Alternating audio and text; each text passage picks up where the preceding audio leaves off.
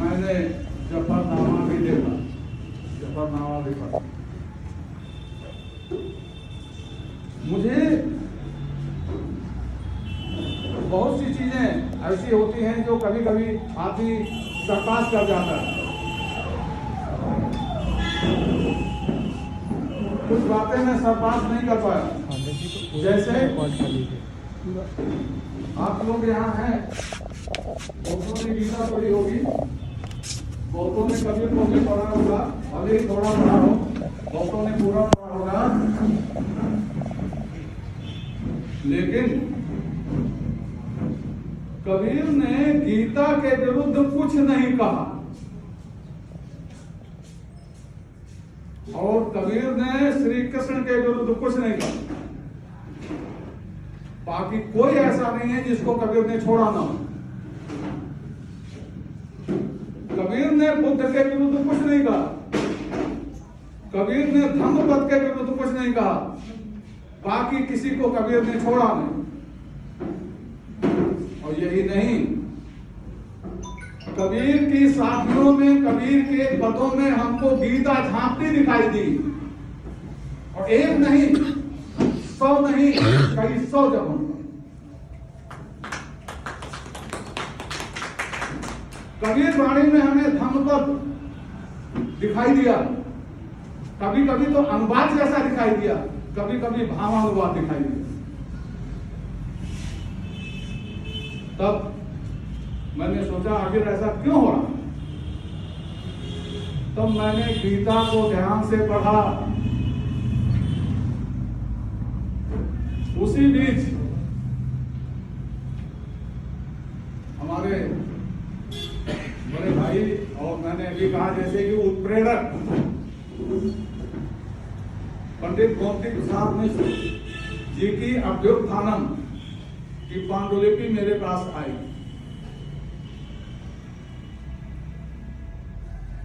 हमारा और इनका बहुत दिनों से हर काम साझा चलता है।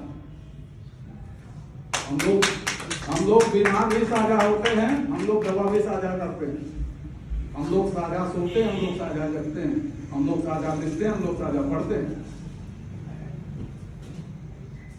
जब से मैंने ये लिखना शुरू किया, तब से आज तक एक दिन भी ऐसा नहीं गया है जिस दिन प्रातः 8:30 बजे मेरी और इनकी बात ना हो।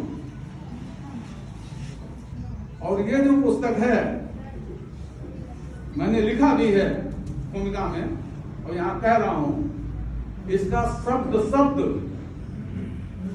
इनका सुना हुआ है और इनका अप्रूव किया हुआ। मैं इसीलिए इनको प्रेरक कहता हूं। तो जब यह अभ्युत्थानम की पांडुलिपि मेरे पास आई, तो मैंने सोचा कि गीता पर मुझे भी कुछ लिखना चाहिए, और मैंने गीता पर लिखा। और यह मेरी गीता पर जो मैंने गीता सरोवर लिखा है, यह मेरी मौलिक है, क्योंकि मेरी व्याख्या किसी की मुखापेक्षी नहीं रही है।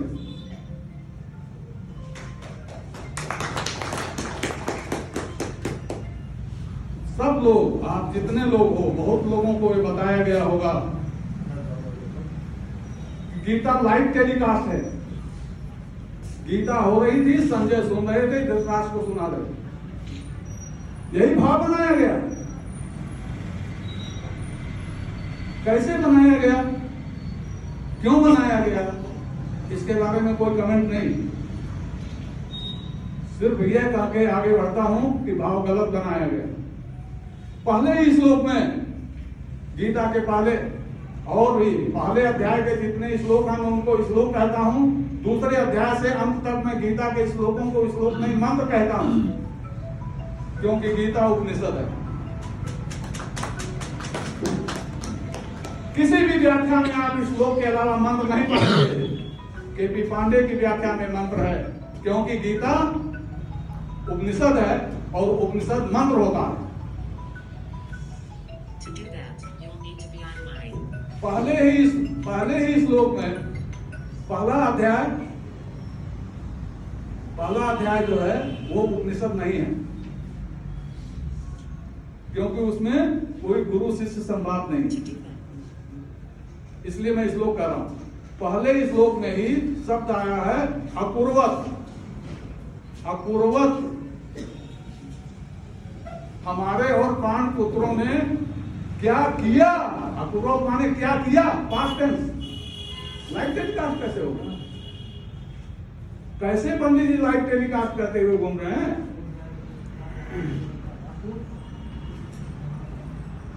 दूसरा सबसे बड़ी चीज, कई चीजें बहुत बड़ी, पहले अध्याय में गीता ये बता देती है कि हम आगे क्या कहेंगे,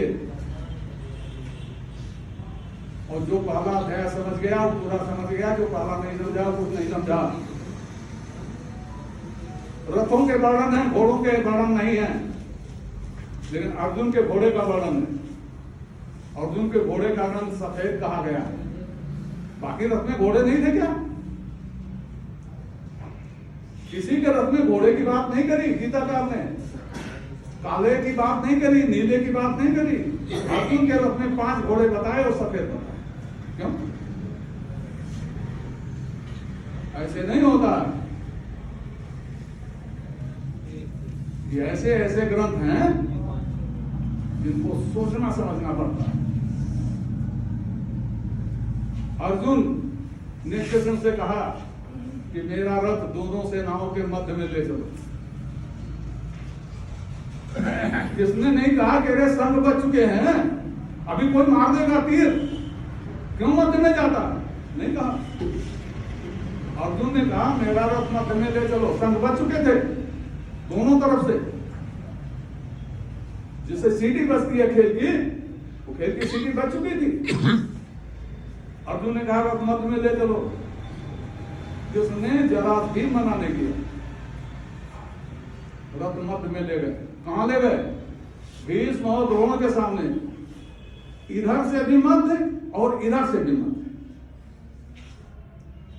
जैसे गैलरी का मध्य, एक तो ये लाइन हो गई और एक ये लाइन होगी। जहां दोनों लाइनें मिलेंगी वो मध्य होगा गैलरी का। इसका हाल बना। रथ मध्य में ले गए। किस मध्य में? जहां दोनों लाइनें मिलती थी। क्योंकि कहा द्रोण और भीष्म के सामने रथ ले जाकर रोकते हैं। यह मध्य क्या है? यह मध्य वही है जो भगवान को प्रिय है। यह मध्य वही है जो मध्य मार्ग है। पूरी गीता मध्य में होकर, मध्य में खड़े होकर की गई है। रथ मध्य में खड़ा है। कहने वाला मध्य में है, सुनने वाला मध्य में है। पूरी गीता मध्य मार्गी ग्रंथ है। मध्य मार्गी ग्रंथ जब इसको समझा जाएगा तब गीता समझ में आएगी, अन्यथा गीता समझ में नहीं आएगी। आगे तो एक चीज और बताऊंगा। श्री कृष्ण जी कहते हैं कि ऐसा कोई फल नहीं है जब तुम नहीं थे, या मैं नहीं था, या ये राजे महाराजे नहीं। बाकी आप जोड़ लीजिए। इसका मतलब हर पल महाभारत भी था, हर पल गीता भी है, हर पल महाभारत है। कहां है? कुरुक्षेत्र में। कुरुक्षेत्र में नहीं है, आपके अंदर हो रहा है। आप ही महाभारत में घिरे हैं, आप ही अर्जुन में हैं, आप ही कृष्ण हैं, आप ही भीष्म हैं, आप ही दुर्योधन, आप ही दुशासन, सब कुछ आप ही हैं। रोज संघर्ष करते हैं, सवेरे उठते हैं जब, और शाम को रोज विश्राम करते हैं, रात भर भी संघर्ष करते हैं। ये महाभारत, हर एक का अपना अपना महाभारत है। और श्रीमद् भगवत गीता जो है हर एक के महाभारत के लिए है, खाली अर्जुन के महाभारत के लिए नहीं है, खाली लड़ाई के लिए नहीं है, व्यापार के लिए भी है, खेती के लिए भी है, किसानी के लिए, पूरी जिंदगी के लिए। जो इसको नहीं समझा वो गीता क्या समझा? अब मैंने कहा कि लोग छिपाते हैं, बताते हैं। दूसरा अध्याय, केवल एक बार आत्मा शब्द आया है, बाकी कहीं आत्मा शब्द नहीं आया है। और नैनम छिन्नम शस्त्राण आत्मा, जीर्णान दस्त्राण यथा विहार आत्मा। अरे जो गीता में है उसको क्यों नहीं कहते भाई?